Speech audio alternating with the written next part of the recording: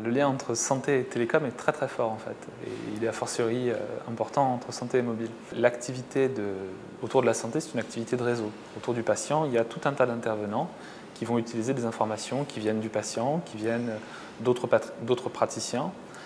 Et il y a à l'évidence un enjeu à organiser le transfert et le partage d'informations. Et le transfert et le partage d'informations, c'est plutôt des compétences qui viennent du monde des télécoms ou de l'informatique. Et c'est à ce titre en fait, qu'Orange s'est intéressé au marché de la santé. Notre ADN, c'est plutôt d'être orienté professionnel de santé. Pour nous, le marché de la santé connectée, c'est un marché qui se divise en trois.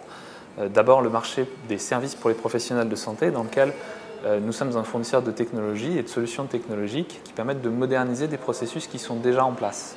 Ça va être par exemple les nouvelles modalités de gestion de l'image médicale qui passent par les technologies de cloud computing.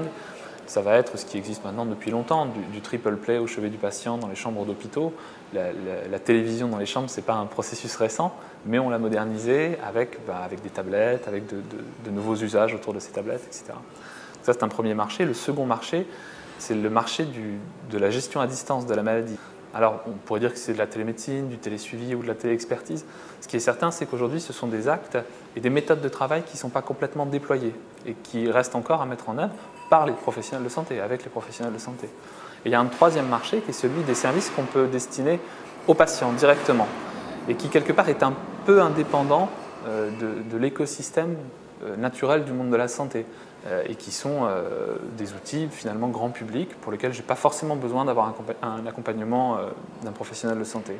Ce qu'on imagine évidemment, c'est qu'à terme, ces deux marchés-là, puisqu'il y a une zone grise entre les deux, risquent de se rejoindre et à ce moment-là, il y aura un lien évidemment entre le professionnel de santé et la technologie grand public. Les perspectives financières de toute façon de ces solutions-là sont des perspectives qui ne sont pas uniquement françaises, qui sont européennes, voire mondiales. Le marché de la santé, je crois qu'il y a peu de laboratoires pharmaceutiques ou peu d'entreprises de devices médicales qui l'envisagent. Évidemment, pour la distribution, c'est un marché localisé, mais qui l'envisagent comme un marché purement national.